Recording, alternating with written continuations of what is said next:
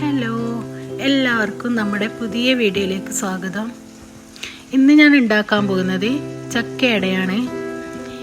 ഇതുണ്ടാക്കാനായിട്ട് വളരെ ഈസിയാണ്. അപ്പോൾ നല്ല ടേസ്റ്റി ആയിട്ടുള്ള ചക്കയട എങ്ങനെയാണ് തയ്യാറാക്കുക എന്ന് നോക്കാം.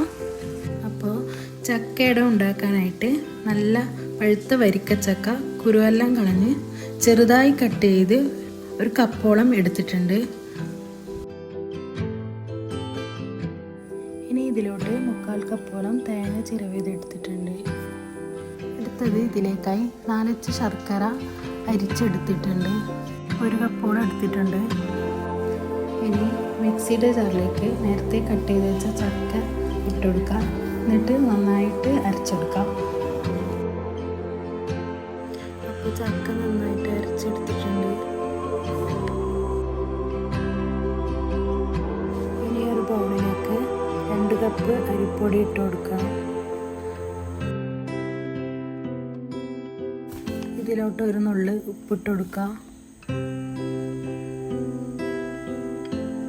ഇനി ഇതിലോട്ട് 1/4 കപ്പ് തേങ്ങ ഇട്ട് കൊടുക്കാം.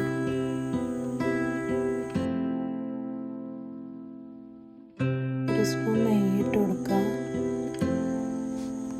ഇനി ചക്കപ്പഴം അരച്ചത് കൂടി ചേർത്ത് കൊടുക്കാം. നന്നായിട്ട് മിക്സ് ചെയ്തെടുക്കുക. ഇതിലേക്ക് ചെറിയ ജീരകം പൊടിച്ചതിട്ട് കൊടുക്കാം. ഇതും കൂടെ ചേർത്ത് നന്നായി കുഴച്ചെടുക്കാം. ഇതുപോലെ കട്ട് ചെയ്ത് ഒരു വാഴയിലെടുക്കുക. ഇനി ഇലയിലോട്ട് കുറച്ച് വെച്ച് കൊടുക്കുക.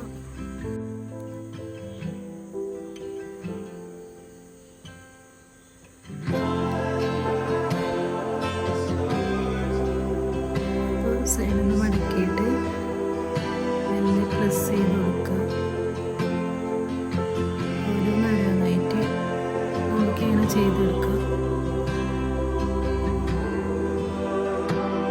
ഇനി ഇഡലി പാത്രത്തിൽ കുറച്ച് വെള്ളം ഒഴിച്ച് ചൂടാൻ വെക്കാം. അപ്പോൾ ഇത് നന്നായി തിളച്ച് വന്നിട്ടുണ്ട്. അതിലേക്ക് ഓരോന്നായി എടുത്ത് വെക്കാം.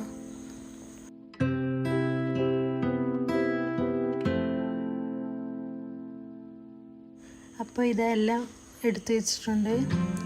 ഇനി ഇത് അടച്ച് വെച്ച് ഏകദേശം ഒരു 20 മിനിറ്റ് വേവിക്കാൻ വെക്കണം. അപ്പോൾ അടയൊക്കെ നന്നായി ഇവിടെ വെന്ത് വന്നിട്ടുണ്ട്. ഇനി ഇതൊരു പാത്രത്തിലേക്ക് മാറ്റാം. നല്ല ടേസ്റ്റിയായ അട ഇവിടെ റെഡിയായി. നല്ല സോഫ്റ്റാണ്. അപ്പോൾ എല്ലാവരും ഇതൊന്ന് ട്രൈ ചെയ്ത് നോക്കുക. അപ്പോൾ എല്ലാവരും സബ്സ്ക്രൈബ് ചെയ്യുക.